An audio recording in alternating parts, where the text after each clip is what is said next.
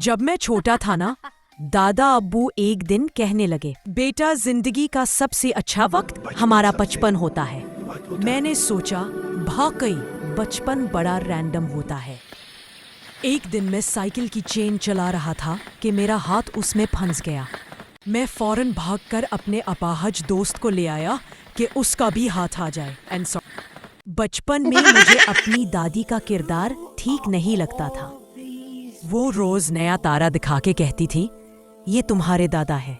मैं सोचता था, दादी के तो पूरे आसमान में रिश्ते बिखरे हैं। मैं थोड़ा बुरा भी था। ऐसे ही किसी को उंगली नहीं दिखाता था, क्योंकि अगर एक उंगली चली गई तो गिनती 9 तक ही रह जाती थी।